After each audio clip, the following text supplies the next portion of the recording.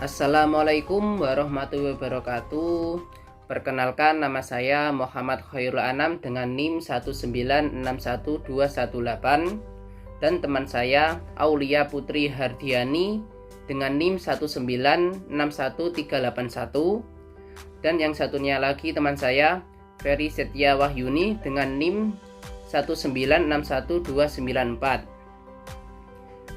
Di sini kami dari kelompok 3 akan mempresentasikan hasil kerja kelompok kami bab 12 tentang menulis pesan persuasif. Pengertian pesan persuasif.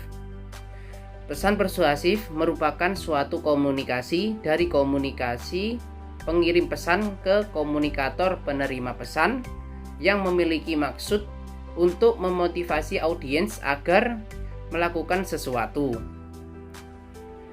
Menyampaikan ide yang akan mengubah pola pikir, emosional, dan logika audiens. Baik, saya akan melanjutkan presentasi dari Mas Anam, yaitu proses penulisan pesan persuasif. 1. Merancang pesan persuasif. Dalam lingkungan bisnis yang penuh informasi saat ini, memiliki ide bagus atau produk hebat tidak lagi cukup. Setiap hari, ide bagus yang tak terhitung jumlahnya tidak diperhatikan dan produk bagus tidak terjual hanya karena pesan yang dimaksudkan untuk mempromosikannya tidak cukup menarik untuk didengar di atas kebisingan persaingan. Berikut ini 4 langkah untuk merancang pesan persuasif. Yang pertama, menganalisis situasi. Yang kedua, mengumpulkan informasi. Yang ketiga, memilih media dan saluran yang tepat. Yang keempat, mengatur informasi. Yang kedua, menulis pesan persuasif. Bahasa positif biasanya terjadi secara alami dengan pesan persuasif karena mempromosikan atau produk yang diyakini. Namun, berhati-hatilah untuk tidak secara dan tidak sengaja menghina pembaca dengan menyiratkan bahwa mereka telah membuat pilihan yang buruk di masa lalu dan bahwa di sini untuk selamatkan mereka dari jalan mereka yang sesat. Yang ketiga, menyelesaikan pesan persuasif. Pesan persuasif dapat dibagi menjadi pesan bisnis persuasif atau mereka yang mencoba meyakinkan audiens untuk menyetujui proyek baru, menjalin kemitraan bisnis, dan sebagainya. Dan pesan pemasaran dan penjualan, yang mencoba meyakinkan audiens untuk mempertimbangkan dan kemudian membeli produk dan layanan. Teknik dasar persuasi bekerja untuk kedua jenis, tetapi masing-masing memiliki beberapa pertimbangan unik. Mengembangkan persuasif pesan bisnis. Yang pertama, strategi untuk pesan bisnis persuasif. Pesan persuasif yang efektif melibatkan 4 strategi, yaitu yang pertama, bingkai argumen. Yang kedua, menyeimbangkan daya tarik emosional dan logis. Yang ketiga, memperkuat posisi Anda. Yang keempat, mengantisipasi keberatan. Yang kedua, menghindari kesalahan umum dalam komunikasi persuasif. Saat menyusun argumen persuasif, hindari kesalahan umum, yaitu yang pertama, menggunakan penjualan yang sulit. Yang kedua, menolak kompromi. Yang ketiga, hanya mengandalkan argumen yang hebat. Yang keempat, dengan asumsi bahwa persuasif adalah upaya satu kali. Baik, saya akan melanjutkan presentasi dari Mbak Aulia. 3 contoh umum pesan bisnis persuasif. Sepanjang karir akan memiliki banyak kesempatan untuk menulis pesan persuasif dalam organisasi, seperti laporan yang menyarankan prosedur operasi yang lebih efisien atau memo yang meminta uang untuk peralatan baru. Demikian pula dapat menghasilkan berbagai pesan persuasif untuk orang-orang di luar organisasi, seperti situs web yang membentuk opini publik atau surat yang meminta penyesuaian yang melampaui kewajiban kontraktual pemasok.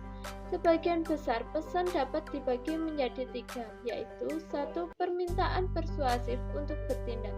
Kedua, penyajian ide yang persuasif. Ketiga, klaim persuasif dan permintaan penyesuaian.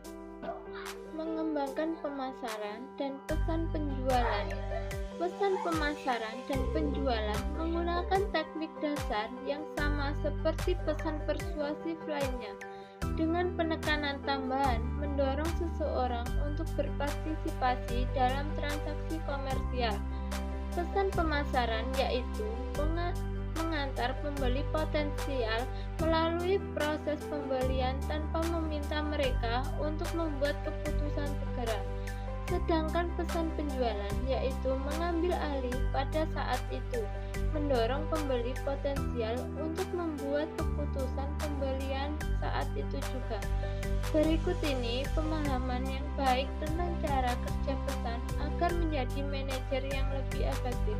1. Perencanaan pesan pemasaran dan penjualan. 2. Menulis pesan pemasaran dan penjualan konvensional. Ketiga, menulis pesan promosi untuk media sosial. Keempat, menciptakan pesan promosi untuk perangkat seluler. Mempertahankan standar etika, kepatuhan hukum, dan etika yang tinggi.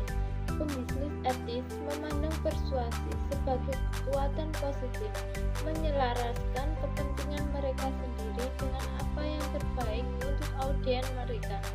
Mereka mempengaruhi anggota audiens dengan memberikan informasi dan membantu pemahaman yang memungkinkan audiens memiliki kebebasan untuk memilih. Berikut ini upaya pemasaran dan penjualan dan pertimbangan hukum yaitu 1. Pesan pemasaran dan penjualan harus jujur dan tidak menipu. 2. Anda harus mendukung klaim Anda dengan bukti. 3. Pesan pemasaran dan situs web yang ditunjukkan untuk anak-anak tunduk pada aturan khusus. 4. Pesan pemasaran dan penjualan dianggap sebagai kontrak yang mengikat di banyak negara bagian. Sekian presentasi dari kelompok 3. Kurang lebihnya mohon maaf. Wassalamualaikum warahmatullahi wabarakatuh.